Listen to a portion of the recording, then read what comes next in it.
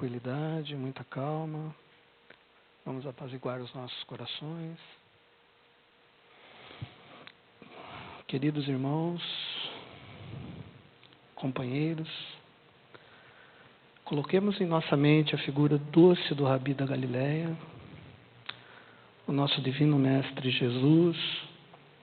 Elevemos o nosso pensamento a Deus, nosso Pai, de infinito poder, bondade, e agradeçamos pelo dom da vida e agradecemos ao divino Mestre Jesus por podermos estar aqui nesse dia, reunidos, para mais uma etapa de nossa evolução. E peçamos aos nossos mentores espirituais que possam nos ajudar a retermos um pouco do conhecimento aqui conseguido e que consigamos internalizar esse conhecimento em nossos corações. Que assim seja. Bom, como foi apresentado, meu nome é César Calderaro, né? E antes de começar essa, eu não diria uma palestra, eu diria uma reflexão, né? Eu gostaria de fazer 3 agradecimentos. Primeiramente, eu gostaria de agradecer a todos vocês, principalmente os trabalhadores dessa casa e os frequentadores mais antigos, porque por tão bem ter me recebido nessa casa. Eu de coração agradeço mesmo, porque em nenhuma outra casa eu fui recebido com tanto amor e carinho, né, com tanta compreensão do que eu fui nessa daqui. Outra coisa, eu gostaria de agradecer também aos dirigentes da casa por terem me convidado, estendido esse convite, né, para que eu viesse aqui e passasse para vocês um pouco dos conhecimentos que eu tive que compilar em pesquisa. E gostaria também de agradecer os mentores espirituais da casa que me permitem trabalhar aqui na casa, exercendo a responsabilidade que a gente às vezes assume no plano espiritual e não lembra, né? Então, a todas essas 3 entidades, né, eu gostaria de agradecer. Mas é o seguinte, gente, eu não consigo ficar atrás do púlpito. Eu fiz uma pesquisa grande, mas também não consigo utilizar. Então, eu vou falar um pouco sobre um tema muito interessante, mas, ao mesmo tempo, muito simples. Tá? E antes da gente começar a refletir sobre esse tema, eu gostaria de relembrar algumas coisas que eu, por exemplo, aprendi na evangelização infantil, né? Eu acho muito importante. Bom, a primeira coisa é a nossa criação. Todos nós sabemos que fomos criados simples e ignorantes, né, por Deus e com a intenção de evoluirmos, certo? Então, o nosso princípio básico é a evolução. Deus criou o fluido cósmico universal e dele deriva toda a matéria. Tudo que a gente toca, tudo que a gente sente vem desse fluido cósmico universal, no qual nós também estamos inseridos. E ele criou uma partezinha ali do fluido cósmico universal, só que com um princípio inteligente. Tá? E hoje nós chamamos isso de espírito. Então, todos nós fomos criados simples e ignorantes naquela época. Outro conceito interessante para a gente entender antes de ver o tema é o conceito do plano espiritual. Né? Bom, todos nós sabemos que Deus, com toda a sua bondade, nos criou e permitiu que nós, para a nossa evolução, fôssemos inseridos no contexto da matéria. Então, Ele permitiu que a gente viesse para um planeta, que a gente se encarnasse num planeta, para que a gente pudesse aprender, porque evolução significa aprendizado. E é por isso que estamos aqui. Ele nos deu essa oportunidade de aprender. Vencido o prazo, né, que Deus determina para que nós fiquemos aqui, a gente empirulita, não é assim? E quando a gente empirulita, a gente volta para o plano espiritual. E não tem muita diferença entre o que a gente vê aqui no plano físico e o que é o plano espiritual. Na realidade, o plano físico é uma réplica com muitas limitações do que é o plano espiritual. Então, quando a gente empirulitar, na realidade, a gente vai continuar a nossa evolução, a nossa vida. A gente vai ter carro, vai ter casa. Por quê? A gente ainda se encontra num grau de evolução que ainda precisa desse contato.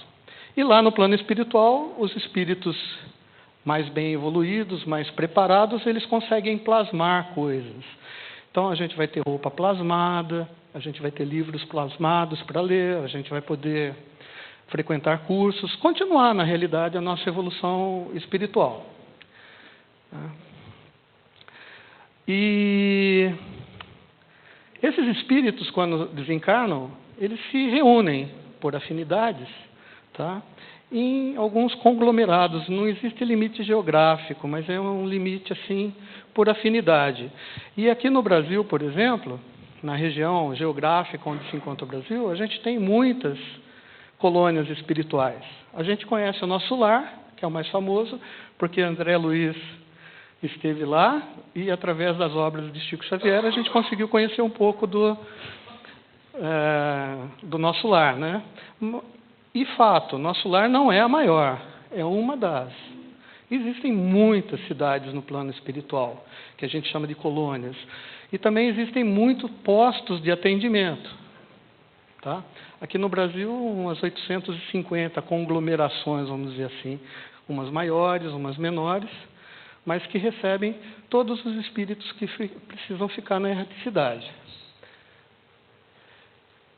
Todos nós, desde o momento da criação, desde que o homem encarnado sentiu que poderia pensar, raciocinar e entender a sua natureza e a necessidade da evolução, desde essa época a gente tem condições de fazer comunicação com o plano espiritual. Nunca foi nos negado isso. E nós temos, dentro do nosso corpo físico, tá, uma glândula que permite com que essa comunicação seja feita. O problema é que a gente não sabia, por causa da nossa evolução física, mas a gente, agora, né, com a evolução, a gente descobriu essa glândula, tem pesquisas a respeito, que é a glândula pineal. A glândula pineal é uma glândula que fica localizada mais ou menos na direção aqui do cérebro, bem no meio da cabeça, né? Se você fizer uma projeção, né, da cabeça e da fonte, bem no meio do cérebro, onde começa a espinha, né, a parte dos nervos que vão para o corpo, é aí que fica localizada a glândula pineal. E essa glândula pineal, ela é tão importante que ela funciona para a gente como se fosse uma antena. A melhor maneira de explicar a glândula pineal agora é assim, todo mundo tem celular. Então, quando você chega na casa de alguém, a primeira coisa que você faz é olhar o celular e ver quantas redes Wi-Fi tem ali. De repente, você vê lá o nome da rede, assim, casa de fulano. Daí você pergunta, você tem a senha do Wi-Fi? Tenho. Daí você coloca a senha e começa a se conectar com a internet. Uma das maneiras mais fáceis de entender como que a gente faz essa comunicação com o plano espiritual é exatamente essa. Nós estamos inseridos num contexto cheio de ondas eletromagnéticas, que a gente deve chamar de ondas fluídicas, tá? Que são emanadas por todos os espíritos e por nós mesmos, que somos espíritos também, apesar de a gente estar encarnado, né? Mas nós todos emanamos vibrações e pensamentos. E esses pensamentos são captados por essa glândula pineal.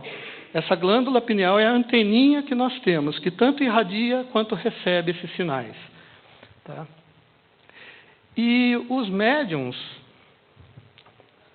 ostensivos são as pessoas que têm essa anteninha um pouco melhorzinha. Tem gente que tem uma anteninha melhor, tem gente que tem uma anteninha que tem que pôr bombril para funcionar, né? Para pegar melhor. Tá? E tem gente que tem antena, mas ainda não descobriu como usa. Mas quando descobrir, vai poder usar. E a gente pode descobrir agora ou descobrir no futuro. Não importa. A gente vai descobrir conforme a nossa evolução e o nosso entendimento de mundo. Veja bem. E como que ocorre essa comunicação? Essa comunicação é fácil. Quem toca violão? Tem alguém que toca violão aqui? Não, né? Então, tem uma pessoa que toca violão. Violão é o seguinte, se você tiver 2 violões, se você colocar um violão de frente para o outro, se você tocar uma corda do violão, a primeira corda de cima lá, aquela grossona, que chama Mi, se você tocar aquela corda e tiver um outro violão na frente desse, a corda do outro violão vai vibrar sozinho. Vocês podem fazer essa experiência. Se os violões estiverem afinados, isso vai acontecer. Por quê? Existe uma transmissão física, e aí é física mesmo, porque a gente está no mundo físico, tá? De uma vibração de uma corda para outra, desde que as 2 cordas sejam corda Mi e estejam afinadas. Se não está afinado, daí o cara vai lá e dá uma taxadinha na corda, ou aumenta ou diminui a tração, até que a corda comece a vibrar. Ou seja, se você toca uma corda, vibra a outra, e não tem contato físico nenhum entre as duas. Não é o ar que fica, porque as outras cordas não vibram, só aquela. Isso se dá devido ao que a gente chama de ressonância. Existe a ressonância magnética e existe a ressonância fluídica, ou a ressonância vibracional.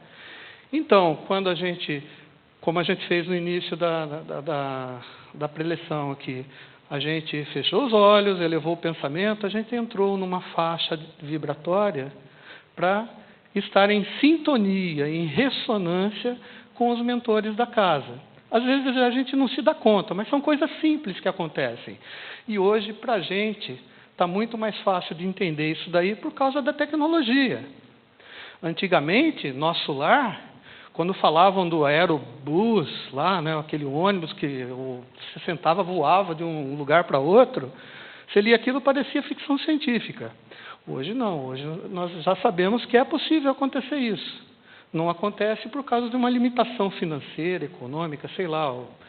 Mas a gente vai, ao longo do tempo, evoluindo, descobrindo coisas novas que, às vezes, justificam e explicam coisas que a gente sabia antes, mas a gente achava que era ficção científica, por exemplo.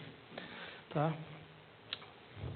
E a gente também tem, que eu aprendi também lá na evangelização infantil, por isso que é importante, né, trazer as crianças para elas aprenderem essas coisas.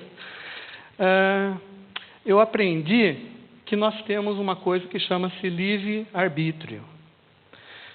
E o livre-arbítrio é um presente dado a nós, seres insignificantes, para que a gente consiga evoluir do jeito que a gente quiser.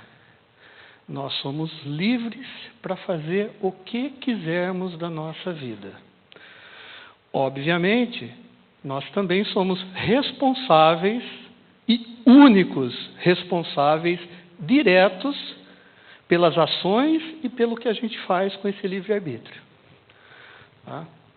E esse livre-arbítrio nos remete a uma lei natural, uma lei divina, que é a lei de ação e reação, que na realidade é um princípio de ação e reação, que é muito mal entendido até por nós espíritas, porque nós não estudamos.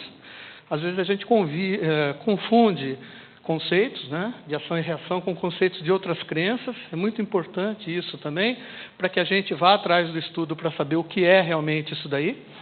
Tá? É a lei de causa e efeito. Tá? Bom, isso tudo a gente aprendeu lá na evangelização infantil e serve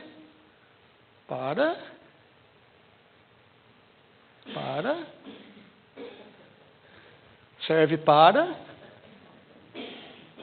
ir para a página 1. Isso. Para a gente falar desse tema. Tá? Hoje a gente vai falar de um tema que chama-se obsessão. Só que para falar de obsessão, a gente precisou relembrar todos esses conceitos anteriores. Tá? Segundo o espírito Joseph Gleber, num livro chamado Medicina da Alma, os seres humanos funcionam como antenas receptoras ou irradiadoras de ondas mentais que se encontram na intimidade psíquica em processo de sintonia pelas tendências cultivadas, gerando comportamentos muitas vezes desequilibrados. Quer dizer, aquilo que eu falei de uma maneira mais simples, tá? Esse espírito colocou num livro de uma maneira um pouco mais complexa. Mas a mensagem em si é a mesma. Uma coisa nos chama a atenção. Por que gerando comportamentos muitas vezes desequilibrados? Porque assim, se você for com seu celular na Avenida Paulista, em São Paulo, é possível que você não consiga escutar rádio FM, tá? E nem sequer fazer uma ligação, em plena Avenida Paulista. Porque existe uma concentração muito grande de ondas eletromagnéticas naquela avenida, porque todas as emissoras de rádio, quer dizer, todas não, né? Uma grande parte está concentrada ali. E isso causa um problema, você não consegue captar. Tá? Então, quando ele diz assim, gerando comportamentos muitas vezes desequilibrados, é porque a gente às vezes capta coisa que a gente não gostaria de captar. Ruído, por exemplo. Tá? Mas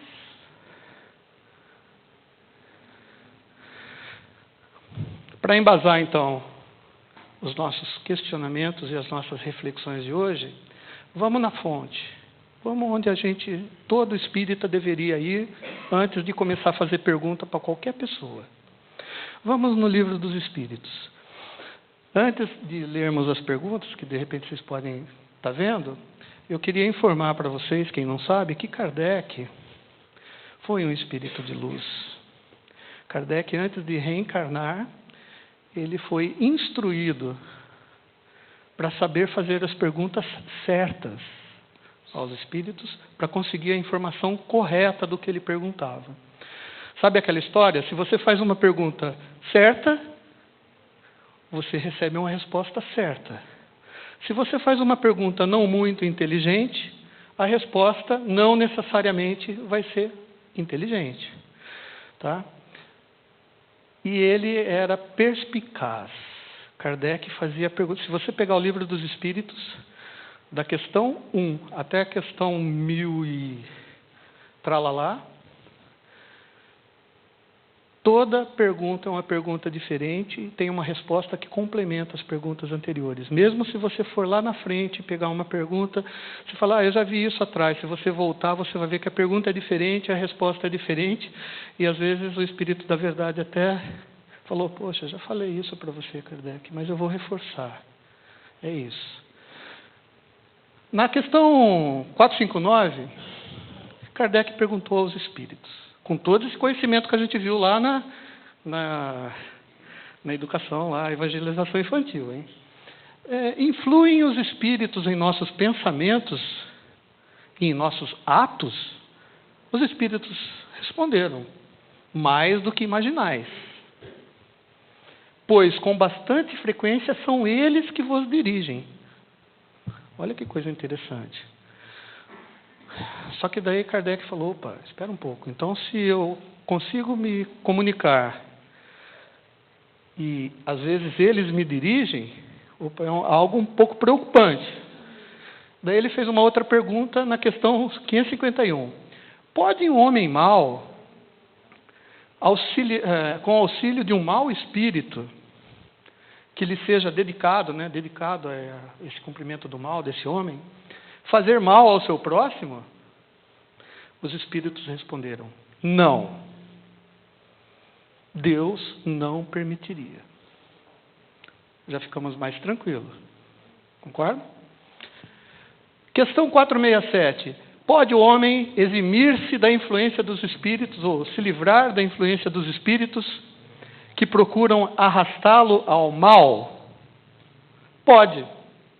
visto que tais espíritos prestem atenção nisso daqui, só se apegam aos que, pelos seus desejos, os chamam, ou aos que, pelos seus pensamentos, o atraem.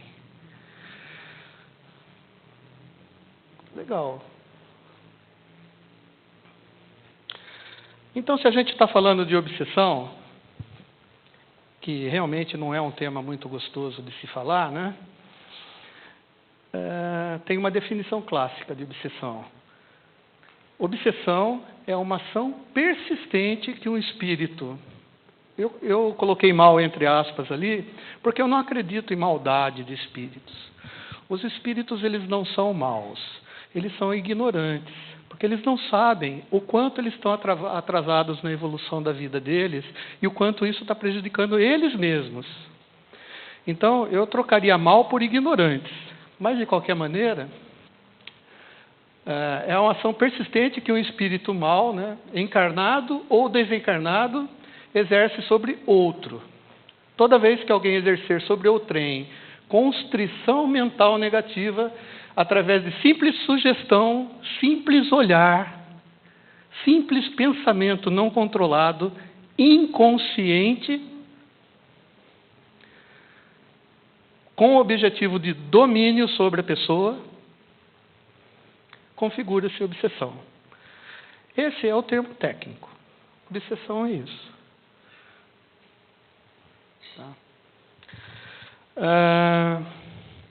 Mas para a gente ser obsidiado ou sofrer uma interferência de um espírito ignorante, tá? Tem que ter algumas predisposições para isso. E a gente vai ver por que isso acontece com a gente. Tá? A base para que essa obsessão exista, tá, é um elo. Só que tem que ser um elo justificável entre quem se encontra no corpo, encarnado, por exemplo, e quem se encontra na erraticidade, por exemplo, quando é de um espírito desencarnado sobre um espírito encarnado. Pode ser um insucesso de outras vidas, um vício do presente, uma busca comum de ideias inferiores, tá? Uma sintonia decorrente de más escolhas que você faz na sua vida. Bom, tem inúmeras, a gente depois vai citar mais algumas, mas essas tantas causas, né, que unem as almas na paixão, na vingança, no ódio, no egoísmo, gerando dependência e posse. Então, existem técnicas, foram estudadas técnicas que os obsessores se utilizam para obsidiar a gente. Tá? Mas o mais importante disso tudo é que no livro dos médiuns, lá no capítulo 23, devido à importância do assunto, Kardec necessitou aprofundar um pouquinho mais nesses assuntos. Tá? E daí ele classificou tipos de obsessão, porque existem obsessões mais simples, mais profundas, menos profundas, depende muito de qual é a vontade, por exemplo, que você tem ou que o seu íntimo deseja de obsidiar alguém. Então, ele classificou em 3 tipos básicos. Obsessão simples, que é uma ação inoportuna e desagradável em que um espírito se agarra, entre aspas, se liga, se linka, se afina, se sintoniza, tá, a uma pessoa com tenacidade, ou seja, é uma ligação não muito forte, tá, causando mal-estar generalizado. Isso é uma obsessão simples. Essa é fácil da gente perceber, porque a gente se sente mal, né? Veja bem, nem tudo que acontece com a gente é obsessão, não é isso que eu estou falando. Mas quando acontece, a gente se sente mal. E daí o que a gente faz? A gente procura uma casa espírita, muitas das vezes. Porque uma das funções da casa espírita é exatamente esse, de assistir aos irmãos que nos procuram. E é aqui que a gente é bem recebido, para fazer tratamentos, para ter um bate-papo, para entender mais ou menos o que está acontecendo com a gente. É para isso que a gente vem aqui.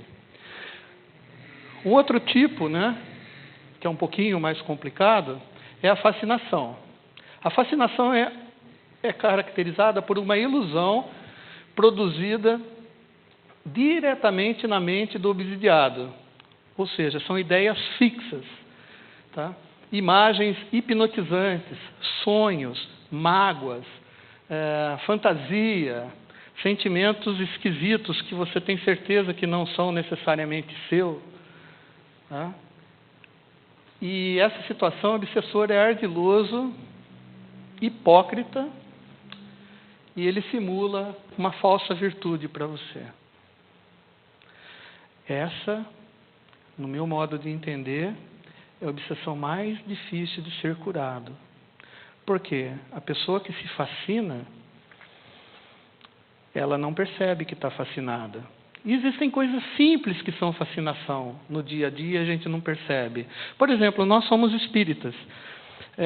Você percebe quando você está fascinado, quando tudo na sua vida roda em torno do espiritismo. Você está na rodoviária, conversando com alguém que você nem conhece, e você quer convertê-lo ao espiritismo. Você está numa festa de aniversário, conversando com um parente seu que veio do Paraná, que você fazia 20 anos que não via, e você quer conversar com ele sobre o espiritismo. Ele fala assim, cara, eu sou ateu. Não, mas venha conhecer o espiritismo, você tem que conhecer Kardec. É uma ideia fixa, gente. Isso é fascinação. Tá? É uma obsessão.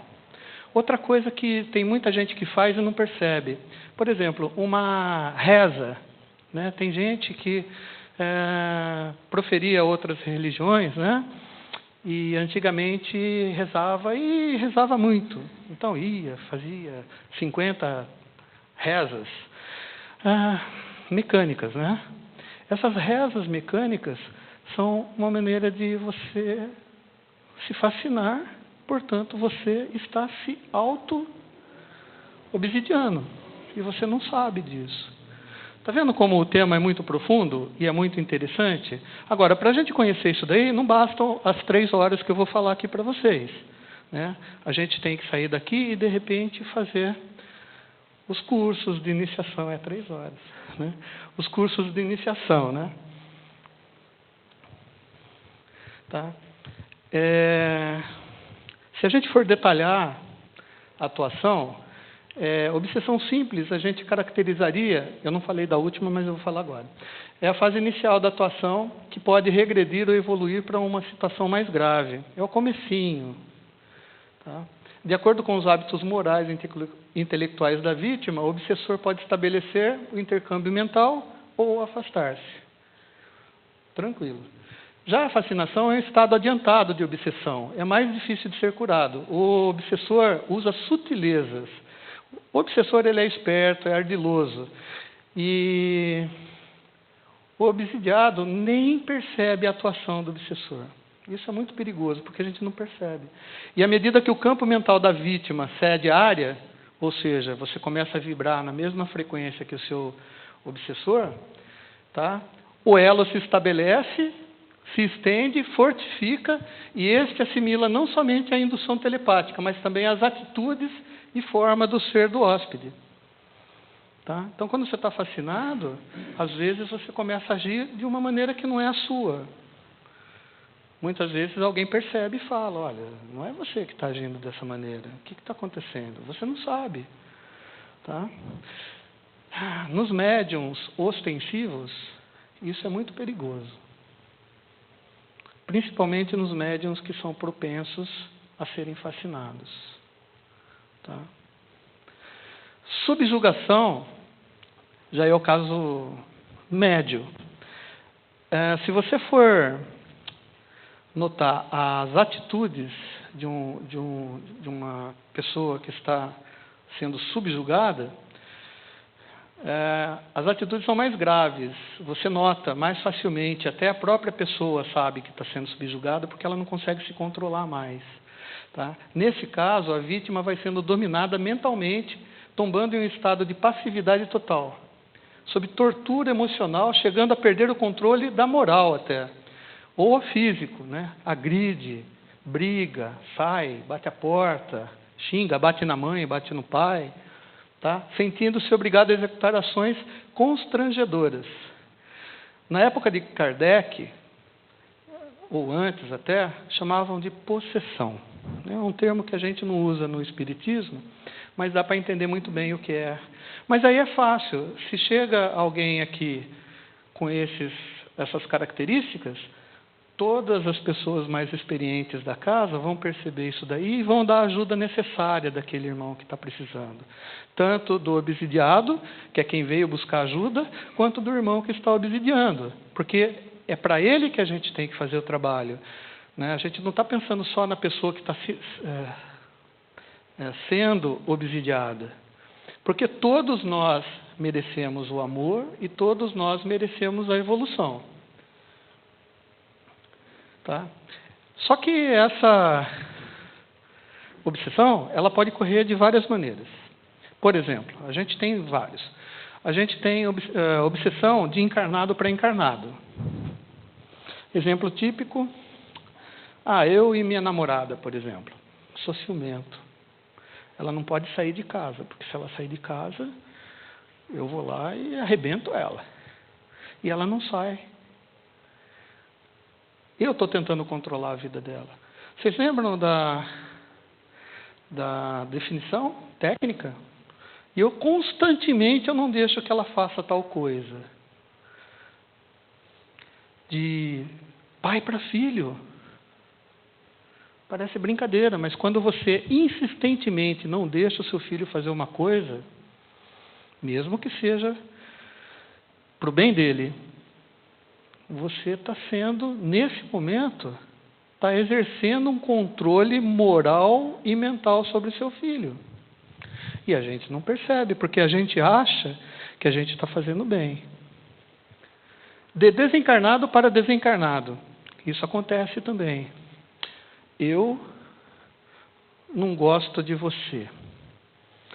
A gente morreu, impirulitou. O que vai acontecer com a gente? Eu vou continuar não gostando de você.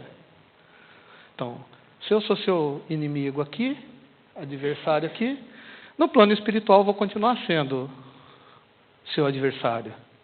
E eu posso continuar tentando te controlar lá. Desencarnado, desencarnado. Eu sou mais forte que você. Não é bullying? Um outro nome de obsessão é bullying. Eu sou mais forte que você. Você tem que fazer o que eu mando. Traga lanche para mim todo dia na escola.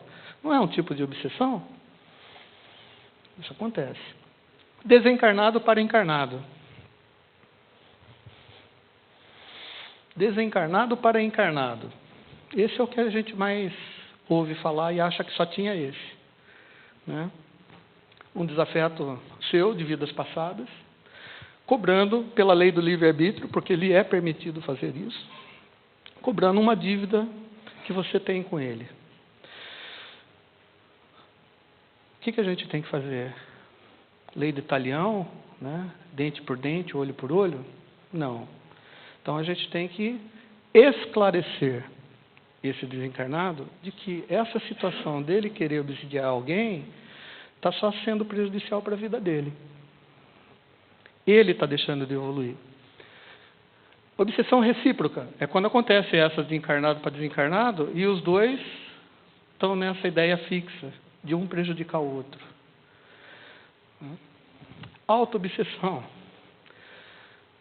Nada funciona comigo. Ó dia, ó azar. Nossa, não tem jeito, eu estou desempregado. Né? Você chega a pensar em coisas horríveis para a sua vida.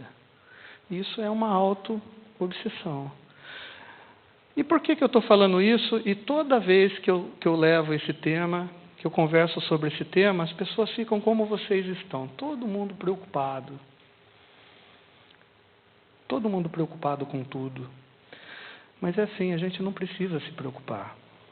Porque se tem a obsessão, tem a desobsessão. E a desobsessão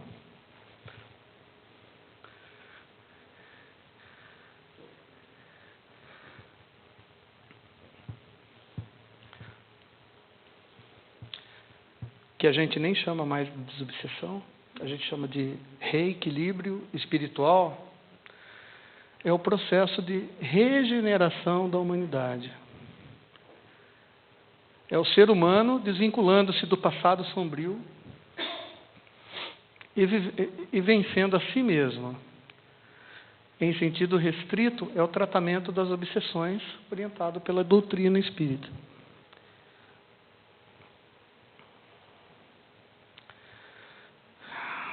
E o que é mais importante disso tudo? É assim, só depende da gente. Nós, com o nosso livre-arbítrio, com o nosso estudo e conhecimento, nós que permitimos ou não essa obsessão de alguém ou de outrem sobre a nossa pessoa, sobre a nossa psique, sobre o nosso espírito. Tá? Porque se existe um obsessor te obsidiando, é porque você está, de uma certa maneira, vibrando, tá, na mesma faixa vibratória que ele. E para a gente evitar isso, só tem um jeito. É a gente fazer o que a gente chama de reforma moral, ou que todos falam, né, tanto nas casas espíritas, que é a reforma íntima. A gente sempre fala da reforma íntima, mas a gente às vezes não sabe como fazer. Por quê? A gente começa a dar desculpas, né? Nós somos assim porque somos humanos, somos falíveis, né? Nessa vida não dá mais, vou deixar para a próxima. Você não assume o compromisso com você mesmo, de se livrar desse tipo de situação, de se transformar em uma pessoa melhor, uma pessoa mais evoluída. Outra coisa é o conhecimento. Toda vez, em qualquer coisa, para você saber que você está doente, por exemplo, né, você tem que saber, descobrir que está doente, tem que acreditar que está doente. O estudo é importante porque o estudo e o conhecimento proporciona a você a capacidade de saber que isso existe em você. E se você descobre que isso existe em você, é o primeiro passo para você mudar isso em você. E quando você descobre, é pior, porque daí a responsabilidade aumenta. Porque é muito fácil você transferir responsabilidade para os outros. O que está acontecendo na minha vida? Isso. É culpa do governo, é culpa disso, é culpa de alguém. E, na realidade, a culpa é nossa mesmo. Nós temos que assumir as responsabilidades que nós temos. A assistência espiritual na casa espírita, ou, em algumas casas espíritas, vão fazer visita nos lares da pessoa. Tá? Isso ajuda. Prece ajuda. Você vibrar numa frequência mais elevada, você purificar a sua alma, o seu coração, né? Lembrando-se que a alma é o espírito encarnado, né? Evangelho no lar. Todo mundo vem aqui e fala, não, vamos fazer o evangelho no lar. Isso é uma coisa muito forte para que a gente evite essa obsessão. Passe, água fluidificada e serviço ao semelhante, caridade. Tem a máxima da doutrina que diz que sem caridade não há salvação. Agora a caridade, gente, a caridade tem que ser feita com o coração. Caridade não é barganha. Caridade não é você vir ao centro toda quarta-feira para tomar passe. Porque isso daí você não está sendo caridoso. Você está vindo para tomar passe, para resolver um problema seu. A caridade é você resolver o problema dos outros. E mais, sem esperar nada em troca. Não é assim que Jesus nos ensinou? Faça o bem, sem ver a quem. Quando a gente entra nesse esquema de barganha, quem está perdendo é a gente. Por quê? Nós mesmos, inconscientemente, no nosso subconsciente, a gente está se sabotando. Por quê? Conscientemente a gente quer melhorar, mas inconscientemente a gente faz tudo errado. Às vezes a gente passa vidas tentando acertar. E sempre nos é dado uma segunda chance, uma terceira, uma quarta. Eu devo estar na minha 50ª, 60 mil encarnação aqui. E estou aprendendo. E quanto mais a gente aprende, mais a gente percebe que tem muito a aprender. O conhecimento é ilimitado, né?